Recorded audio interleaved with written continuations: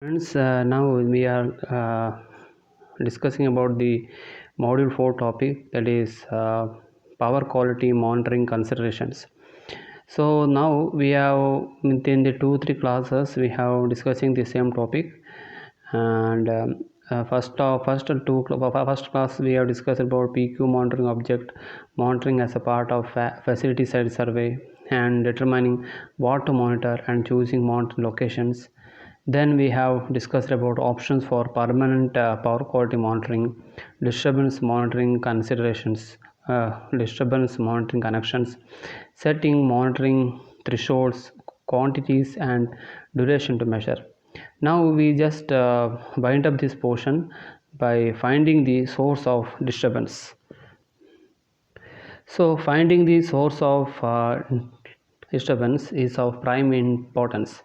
Why? Because to rectify the disturbance we need to find where the source is originated. The first step in identifying the source of a disturbance is to correlate the disturbance waveform with possible causes.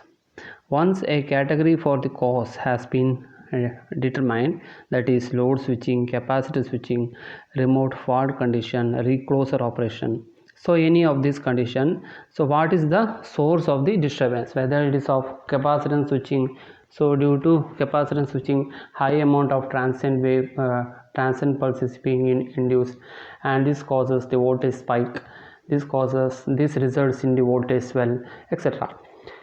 And there is a distortion in the fundamental waveform. These are all the causes of disturbances. So we need to find out what is the source of the disturbance. The identification becomes more straightforward. The following general guidelines can help for identifying. See, we have different types of industries. So apartment building, houses, and smart buildings, industries, power stations, and all. So we need to find out where the we need to find the source of disturbance, where the source of disturbance is there, whether it is due to the SMPS used in a home, or whether it is due to the high amount of power consumed in the factory, and also we need to find, so whether it is due to the mal-operation of the wind power generator system. So we need to find out where the source of disturbance, which is the main cause of the disturbance of the entire power system. So this is generation, and this through control system we can able to identify the source of disturbance. So fine, the high frequency voltage variations will be limited to locations close to the source of disturbances. These frequency components will only appear when the monitor is located close to the source of disturbance. So if you are looking for high frequency voltage variations, the high frequency voltage variations will happen only when it is located close to the disturbing location. Say once the disturbing location is of the substation, so if you see the voltage variations, so you can see the high frequency voltage variations nearby the substations is of more severe compared to the voltage variations which you go away from the substations. അതായത് സബ്സ്റ്റേഷൻ്റെ നടുവിൽ, അതായത് ഇതിൽ എന്താ പറയുന്നത് വെച്ചാൽ എവിടെയാണ് ഇതിൻ്റെ ഒരു ഫാൾട്ട് ഉണ്ടാവുന്നത് മീൻസ് ഒരു ഡിസ്റ്റർബൻസ് ഉണ്ടാവുന്ന ആ ഡിസ്റ്റർബൻസ് ഉണ്ടായ സ്ഥലത്തിലായിരിക്കും അതിൻ്റെ എന്താ പറയുക, അതിൻ്റെ വേരിയേഷൻസ് കൂടുതലായിട്ടുണ്ടാവുക. അതിൻ്റെ വേരിയേഷൻസ് ഏറ്റവും കൂടുതലായിട്ടുണ്ടാവുക ആ ഡിസ്റ്റർബൻസ് ഉണ്ടായ സ്ഥലത്തായിരിക്കും. അപ്പോൾ ആ സ്ഥലത്ത് നിന്ന് നിങ്ങൾ ദൂരെ കുറച്ചും കൂടെ അകന്നകന്ന് പോകുമ്പോൾ അതിൻ്റെ വേരിയേഷൻസ് കുറഞ്ഞുകൊണ്ട് വരും. സോ അതാണ് ഇവിടെ പറയുന്നത്. The power interruption close to monitor locations will cause very abrupt change in voltage. the power interruption close to the monitoring locations will cause very abrupt change in voltage. The power interruption remote from the monitoring location will result in a decaying voltage due to stored energy in rotating equipments and capacitor. So power, അതായത് എന്തെങ്കിലും ഒരു monitoring ചെയ്യുന്ന equipments ഉണ്ടെങ്കിൽ അതിൻ്റെ അടുത്താണ് നിങ്ങൾ ഒരു power interruption ഉണ്ടെങ്കിൽ അത് cause a very abrupt change in voltage variations വളരെ പെട്ടെന്നായിരിക്കും. സോ അത് ദൂരെ പോയിക്കൊണ്ട്, അതായത് നമുക്ക് പെട്ടെന്ന് അങ്ങനെ നമുക്ക് കണ്ടുപിടിക്കാൻ പറ്റും. മോണിറ്ററിങ് ലൊക്കേഷൻ്റെ അടുത്താണ് നിങ്ങൾക്ക് എൻ്റെ വോൾട്ടേജ് വേരിയേഷൻസ് വരുന്നുണ്ടെങ്കിൽ പെട്ടെന്ന് കണ്ടുപിടിക്കാൻ പറ്റും. അത് ദൂരെ പോയിക്കൊണ്ടിരിക്കും. Power interruption remote from the motor will results in a decaying voltage due to stored energy in the equipment and capacitor. അപ്പോൾ വോൾട്ടേജ് വേരിയേഷൻസ് അത്ര എന്ത് ചെയ്യാൻ പറ്റും, നമുക്ക് പെർഫെക്റ്റ്ലായിട്ട് കണ്ടുപിടിക്കാൻ സാധിക്കത്തില്ല. So the highest harmonic voltage distortion levels will occur close to the capacitor that are causing resonance problem. അപ്പം ഒരു കപ്പാസിറ്ററിൻ്റെ അടുത്താണ് ഹാർമോണിക് വോൾട്ടേജ് വേരിയേഷൻസ് ഏറ്റവും കൂടുതൽ ഉണ്ടാവാൻ ചാൻസ് ഉള്ളത്. സോ ഇത്രയും കാര്യങ്ങളാണ് എന്താ പറയുക, ഫൈൻഡിങ് ദി സോഴ്സ് ഓഫ് ഡിസ്റ്റർബൻസിൽ ഒന്നേ പറയുന്നുള്ളൂ. ഇതിന് ചില എവിടെയാണോ ഡിസ്റ്റർബൻസ് കൂടുതലുള്ളത് ആ ഡിസ്റ്റർബൻസ് ഉള്ള സ്ഥലത്തിൻ്റെ അടുത്ത് നമുക്ക് എന്താ പറയുക, കൂടുതൽ വോൾട്ടേജ് വേരിയേഷൻസ് ഉണ്ടാവും. പിന്നെ ഒരു മോണിറ്ററിങ് നമ്മൾ ചെയ്തുകൊണ്ടിരിക്കുമ്പോൾ ആ എവിടെയാണോ ഏത് സ്ഥലത്താണോ മോണിറ്ററിങ് ചെയ്യുന്നത് ആ മോണിറ്ററിങ് ചെയ്യുന്നതിൻ്റെ ഒരു അടുത്ത് നമുക്ക് കൂടുതൽ വോൾട്ടേജ് വേരിയേഷൻസ് പെട്ടെന്ന് തന്നെ ക്യാച്ചപ്പ് ചെയ്യാൻ പറ്റും.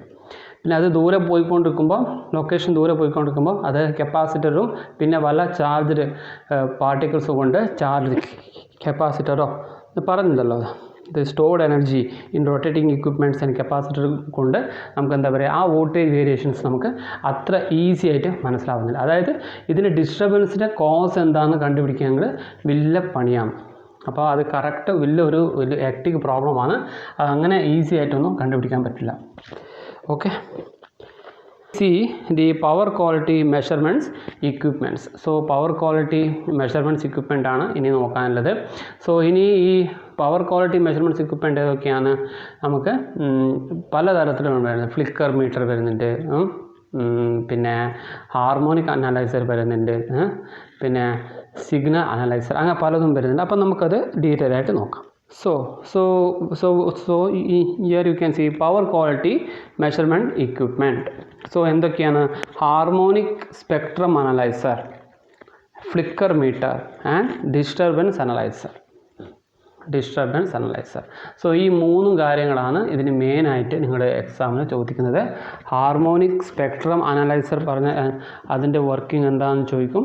പിന്നെ പിന്നെ ഇപ്പോൾ കഴിഞ്ഞ ക്വസ്റ്റ്യൻസിൽ ഹാർമോണിക് അനലൈസർ എന്താ, സ്പെക്ട്രം അനലൈസർ എന്താ അങ്ങനെയും ചോദിച്ചിട്ടുണ്ട്. ഹാർമോണിക് അനലൈസർ എന്താ, സ്പെക്ട്രം അനലൈസർ എന്താ. പിന്നെ ഫ്ലിക്കർ പറഞ്ഞാൽ എന്താണ്, ഫ്ലിക്കറിങ് പറഞ്ഞാൽ എന്താ, വോൾട്ടേജിൻ്റെ വേരിയേഷൻസ്, അതായത് വോൾട്ടേജിനുണ്ടാവുന്ന ഏറ്റക്കുറച്ചിലാണ് നമുക്ക് എന്താ പറയുക, voltage flicker. So the ups and downs in the voltage. So voltage may increase, voltage may decrease. So there is a slight so this flickering will be sensible to your retina, so naked eye.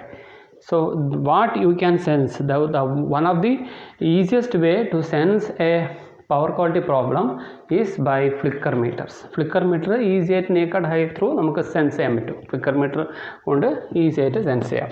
And disturbance analyser എന്തൊക്കെയാണ്? Disturbance analyser total harmonic distortion, THD ആണ് മെയിനായിട്ട് ഈ disturbance analyser കൊണ്ട് ഉദ്ദേശിക്കുന്നത്. എത്രമാത്രം distortion ഉണ്ട്, ഒരു wave ഫോമിൽ എത്രമാത്രം ഡിസ്റ്റോർഷൻ ഉണ്ട് അത് അനലൈസ് ചെയ്യാൻ വേണ്ടിയിട്ടാണ് നമ്മൾ ഡിസ്റ്റർബൻസ് അനലൈസർ എന്ന് ഉദ്ദേശിക്കുന്നത്.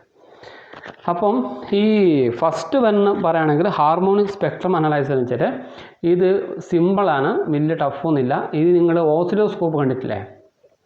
ഓസിലോസ്കോപ്പ് എന്താ ചെയ്യാണ്?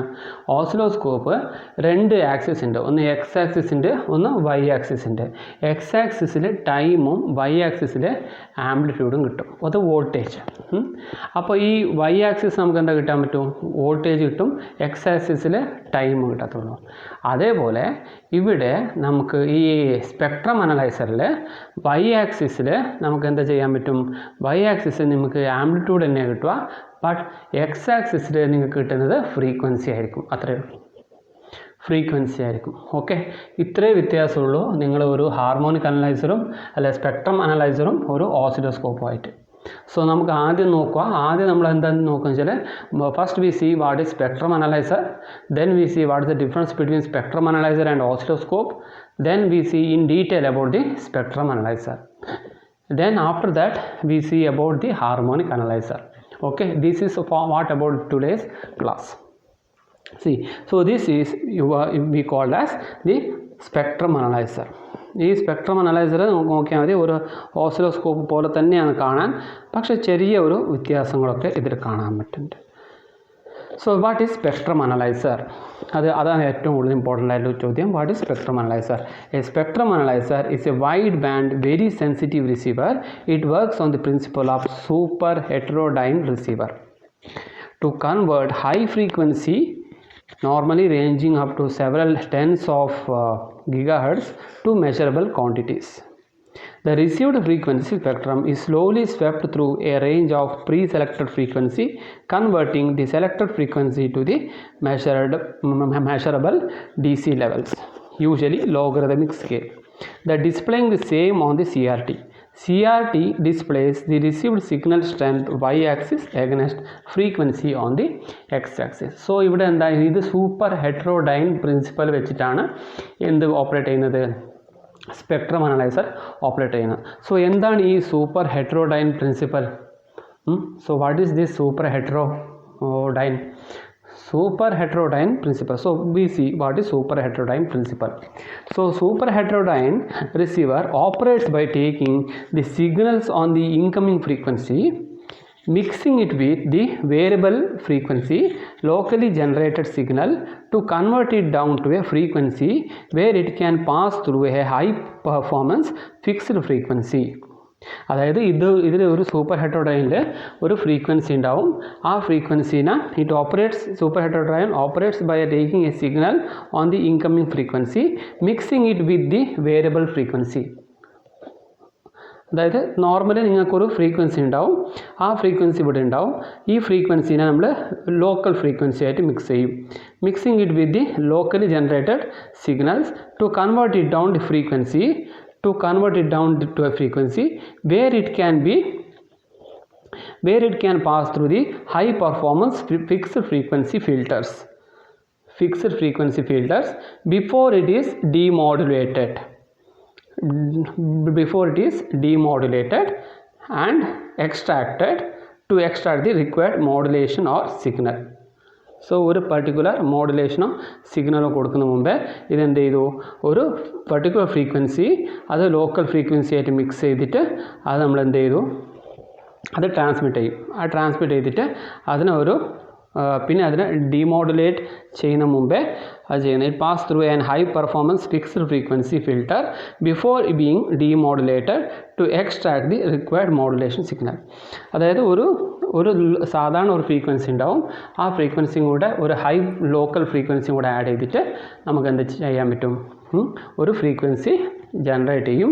ആ ജനറേറ്റ് ചെയ്ത ഫ്രീക്വൻസി വളരെ ഹൈ ഫ്രീക്വൻസി ആയിരിക്കും, ഹൈ പെർഫോമൻസ് ഫ്രീക്വൻസി ആയിരിക്കും. അത് കുറേ ദൂരത്തേക്ക് അത് ട്രാൻസ്മിറ്റ് ചെയ്യാൻ പറ്റും നിങ്ങൾക്ക്, frequency filter. And after that it is being demodulated to extract the required modulation signal. അത് ഡിമോഡുലേറ്റ് ചെയ്തിട്ട് നമുക്ക് ഏത് സിഗ്നലാണോ വേണ്ടത് ആ സിഗ്നൽ നമുക്ക് അവിടുന്ന് എക്സ്ട്രാക്ട് ചെയ്യാൻ പറ്റും. ഇതിന് ഏറ്റവും സിമ്പിളായിട്ടുള്ള ഉദാഹരണം വെച്ചാൽ നിങ്ങളുടെ റേഡിയോ സിഗ്നൽസാണ്. എല്ലാ റേഡിയോയിൽ ഏത് ഓപ്പറേറ്റ് ചെയ്യുന്നുണ്ട്, ഈ സൂപ്പർ ഹെറ്ററോഡൈൻ പ്രിൻസിപ്പൽ ഓപ്പറേറ്റ് ചെയ്യുന്നുണ്ട്. രണ്ട് തരത്തിലുണ്ട്, ഒന്ന് ഹെറ്ററോഡൈനും പിന്നെ സൂപ്പർ ഹെറ്ററോഡൈനും. സോ ഹെറ്ററോഡൈൻ വെച്ചാൽ ഒരു ഫ്രീക്വൻസിനെ ഒരു ഓഡിബിൾ ഫ്രീക്വൻസി ആയിട്ട് മിക്സ് ചെയ്യുന്നതാണ് ഹെറ്ററോഡൈൻ പറയാം. സൂപ്പർ ഹെറ്ററോഡൈൻ വെച്ചാൽ സൂപ്പർ സോണിക് ഫ്രീക്വൻസി, അതായത് നമുക്ക് കേൾക്കുന്ന, അതായത് നമുക്കറിയാം 20 GHz മുകളിൽ നമുക്ക് പോയി കഴിഞ്ഞാൽ നമുക്ക് സൂപ്പർ സോണിക് സൗണ്ടൊന്നും നമുക്ക് കേൾക്കാൻ പറ്റത്തില്ല. ആ ഫ്രീക്വൻസി വെച്ചിട്ട് മിക്സ് ചെയ്യുന്നതാണ് ഈ സൂപ്പർ ഹെറ്ററോഡൈൻ ഫ്രീക്വൻസി. അതായത് നമുക്ക് കേൾക്കുന്ന ഫ്രീക്വൻസിയായിട്ട് മിക്സ് ചെയ്ത് കഴിഞ്ഞാൽ അത് നമുക്ക് ഹെറ്ററോഡൈൻ എന്ന് പറയും. കേൾക്കുന്ന കാട്ടിയും, അതായത് ഒരു നോർമൽ പേഴ്സണിനെ അതായത് ഇയർ ചെയ്യാൻ പറ്റുന്ന കാട്ടിയും ഹൈ ഫ്രീക്വൻസിയിലെ സൗണ്ടുമായിട്ട് മിക്സ് ചെയ്യുകയാണെങ്കിൽ അത് നമുക്ക് സൂപ്പർ ഹെറ്ററോഡൈൻ ഫ്രീക്വൻസി എന്ന് പറയും. Okay, so this is the principal of operation of this spectrum analyzer. So why? Because the spectrum analyzer works on the principle of super heterodyne receiver. Super heterodyne റിസീവറിൽ അത് work ചെയ്യുന്നുണ്ട്. അപ്പോൾ നിങ്ങൾ എന്താണ് ഈ super heterodyne എന്ന് മനസ്സിലാക്കി കഴിഞ്ഞു. അപ്പോൾ ഈ സൂപ്പർ ഹെറ്ററോഡൈൻ ആണ് അതിൻ്റെ പ്രിൻസിപ്പലായിട്ട് വർക്ക് ചെയ്യുന്നത്. So receiver to convert the high frequency to the measurable frequency. അപ്പോൾ എന്ത് ചെയ്തു, ഈ സൂപ്പർ ഹെറ്ററോഡൈൻ എന്ത് ചെയ്തു, ഈ ഒരു ഹൈ ഫ്രീക്വൻസിനെ റിസീവ് ചെയ്തു അല്ലേ. ഈ ഒരു ഹൈ ഫ്രീക്വൻസി എന്ത് ആക്കുന്നത്, അതായത് ഒരു ഫ്രീക്വൻസി ഉണ്ടാവും, അത് നമ്മൾ ഒരു ലോക്കൽ ഫ്രീക്വൻസി ആയിട്ട് ഒരു ഹൈ ഫ്രീക്വൻസി ഉണ്ടാവും, ആ ഫ്രീക്വൻസി നമ്മൾ ലോക്കൽ ഫ്രീക്വൻസി ആയിട്ട് മിക്സ് ചെയ്തിട്ട് അത് നമുക്ക് ഒരു ഹൈ ഫ്രീക്വൻസി ആക്കി അല്ലേ, ഗിഗാ ഹെർട്സ് വരെ ആക്കി. അത്രയും വലിയ ഹൈ ഫ്രീക്വൻസിനെ നമ്മൾ എന്ത് ചെയ്തു അതെന്ത് ചെയ്തു, അത് മെഷറബിൾ ക്വാണ്ടിറ്റീസ് ആക്കി മാറ്റും. അതിനെ നമ്മൾ എന്ത് ചെയ്തു, ഈ സ്പെക്ട്രം അനലൈസറിൽ മെഷറബിൾ ആക്കി മാറ്റുന്നുണ്ട്. High frequency normally ranging several gigahertz to the measurable quantities. The received frequency spectrum is slowly swept through a range of pre-selected frequency, converting the selected frequency to the measurable DC level. അപ്പോൾ ഏത് ഫ്രീക്വൻസിയാണ് നമുക്ക് കിട്ടുന്നത്, അത് വളരെ high frequency ആയിരിക്കും. ആ high ഫ്രീക്വൻസിയാണ് നമ്മൾ measurable ആക്കി മാറ്റുക എന്നുള്ളതാണ് ഈ സ്പെക്ട്രം അനലൈസർ കൊണ്ട് ഉദ്ദേശിക്കുന്നത്. ഓക്കെ, അപ്പോൾ അതെങ്ങനെയാണ് അത് സ്പെക്ട്രം അനലൈസർ അത് ഈ പ്രിൻസിപ്പൽ ചെയ്യുന്നത്. ഈ പ്രിൻസിപ്പൽ സിമ്പിളാണ്. ഒന്ന്, അതിൻ്റെ വൈ ആക്സിസിൽ അതിൻ്റെ മോഡിൽ അത് ആംപ്ലിറ്റ്യൂഡ് വരും, എക്സ് ആക്സിസിൽ അതിൻ്റെ ഫ്രീക്വൻസി വരും, അത്രയേ ഉള്ളൂ. സോ ഇതാണ് സ്പെക്ട്രം അനലൈസർ വേഴ്സസ് ഓസിലോസ്കോപ്പ്. നിങ്ങൾക്ക് എല്ലാവർക്കും അറിയാലോ ഓസിലോസ്കോപ്പ് എന്താ ചെയ്യുന്നത്. So A spectrum analyser displays the received signal strength against the frequency. Spectrum analyser എന്ത് ചെയ്തു, ഒരു റിസീവ്ഡ് സിഗ്നൽ സ്ട്രെങ്ത്തിനെ ഫ്രീക്വൻസി ആയിട്ട് ഡിസ്പ്ലേ ചെയ്തു. But an oscilloscope displays the received signal strength against the time. The spectrum analyzer is useful for analyzing the amplitude response of a device against the frequency. Amplitude response of a device against the frequency. The amplitude is normally measured in dB meter in spectrum analyzer, whereas same is measured in volts when using oscilloscope. dBm-ലാണ് എന്ത് ചെയ്തു, ഇവിടെ ഒരു amplitude measure ചെയ്യുന്നുണ്ടെങ്കിൽ നമ്മൾ oscilloscope എന്ത് ചെയ്തു, ഓസിലോസ്കോപ്പിൽ നമ്മൾ വോൾട്ടേജും കറണ്ടുമായിട്ട് ആ റേഞ്ചിൽ നമ്മൾ വോൾട്സുമായിട്ടാണ് നമ്മൾ എന്ത് മെഷർ ചെയ്യുന്നത്, ഓസിലോസ്കോപ്പിൽ മെഷർ ചെയ്യുക. So normally oscilloscope cannot measure very high voltages, say -100 dBm, and are intended for low frequency, high amplitude measurements. A spectrum analyzer can easily measure very low amplitudes, that is -20 dBm, and high frequencies 150 GHz. അതായത് ഓസിലോസ്കോപ്പിന് വളരെ high വോൾട്ടേജും ഒന്നും measure ചെയ്യാൻ, very low വോൾട്ടേജും അത് very low വോൾട്ടേജൊന്നും measure ചെയ്യാൻ ആവത്തില്ല. അതായത് -100 dBm-നെക്കാട്ടും കുറഞ്ഞിട്ടുള്ള വോൾട്ടേജ് എന്തെങ്കിലും കിട്ടുവാണെങ്കിൽ അതെന്ത് ചെയ്യാൻ പറ്റും, ഓസിലോസ്കോപ്പിന് മെഷർ ചെയ്യാൻ ആവത്തില്ല. സോ ബട്ട് ഇതങ്ങനെയല്ല. ഇത് എത്ര ചെറിയ ലോ ആംപ്ലിറ്റ്യൂഡ് ആണെങ്കിലും പിന്നെ എത്ര ഹൈ ഫ്രീക്വൻസി ആണെങ്കിലും എന്തിന് മെഷർ ചെയ്യാൻ പറ്റും, spectrum analyser can able to measure. Spectrum analyzer measurements are in frequency domain, whereas oscilloscope measurements are in time domain. അത് വളരെ ഇമ്പോർട്ടൻ്റ് ആണ്. സ്പെക്ട്രം അനലൈസർ ഫ്രീക്വൻസി ഡൊമൈൻ ആണ്, ഓസിലോസ്കോപ്പ് ടൈം ഡൊമൈൻ ആണ്. Okay, also a spectrum analyser uses complex circuitry compared with oscilloscope. Spectrum അനലൈസറിൽ വളരെ complex സർക്യൂട്ടറിയാണ് compared to oscilloscope. As a result of this the cost of spectrum analyser is quite very high. Spectrum അനലൈസറിൻ്റെ cost വളരെ high ആണ്. Okay, the spectrum analyzer. The most common way of observing signal is to display them on an oscilloscope with time in the x-axis versus the amplitude. This is time domain. It is also useful to display the signals in the frequency domain. The instrument providing this frequency domain view is spectrum analyzer. Spectrum analyzer frequency domain view നിങ്ങൾക്ക് കൊടുക്കുന്നതാണ് spectrum analyser. അത്ര നിങ്ങൾ മനസ്സിൽ ചിന്തിച്ചാൽ മതി. നിങ്ങൾ ഓർത്ത് വെക്കുക, ഫ്രീക്വൻസി ഡൊമൈൻ വ്യൂ കൊടുക്കുന്ന ഏതാണോ അത് spectrum analyser. A spectrum analyzer block diagram provides a calibrated graphical display on its CRT with frequency on the horizontal axis and amplitude on the vertical axis. The display as vertical lines against the coordinates are sinusoidal components of which the input signal is composed. The heights represents the absolute magnitude and the horizontal location represents the frequency. അതായത് രണ്ട് തരത്തിലുണ്ടാവും. ഒന്ന് ഇങ്ങനെ, അത് ഇവിടെ ഒന്നും ഉണ്ടാവില്ല. നിങ്ങൾക്ക് ഒരു രണ്ട് ആക്സിസ് ഉണ്ടാവും, ഒരു എക്സ് ആക്സിസും വൈ ആക്സിസ് ഉണ്ടാവും. എക്സ് ആക്സിസ് നിങ്ങൾക്ക് ഫ്രീക്വൻസി ആയിരിക്കും, വൈ ആക്സിസ് നിങ്ങളുടെ ആംപ്ലിറ്റ്യൂഡ് ആയിരിക്കും. ഈ ആംപ്ലിറ്റ്യൂഡിൻ്റെ ഹൈറ്റ്സ് അതായത് ഇങ്ങനെയൊക്കെ വരും, ചിലതൊക്കെ ഇങ്ങനെയൊക്കെ വരും. നിങ്ങൾക്ക് സാമ്പിളിംഗ് ഒക്കെ ചെയ്ത് കഴിഞ്ഞാൽ നിങ്ങൾക്ക് അറിയാമല്ലോ, ഇങ്ങനെയൊക്കെ വരും. സോ ഇത് ഇങ്ങനെ വരുന്നത് നമുക്ക് എന്താ പറയുക, ഇത് നമ്മൾ എന്താ പറയുക, അതിനെ this one we call as the highest amplitude and this one we call as the lowest amplitude. So ഇങ്ങനെ സാമ്പിളിംഗ് ആയിട്ട് വേണം ഏതിൽ കാണാൻ പറ്റുക, നമുക്ക് ഈ സ്പെക്ട്രം അനലൈസറിൽ കാണത്തുള്ളൂ. സോ ആ കാര്യങ്ങളാണ് അതവിടെ പറഞ്ഞത്. These instruments provides a display of the frequency spectrum over a given frequency band. Spectrum analyzer use either a parallel filter bank or a swept frequency technique. Usually ഒരു swept frequency technique ആണ് spectrum analyser ഇതിനായിട്ട് ഉപയോഗിക്കുന്നത്. Next one we see harmonic analyzer. Harmonic analyzer.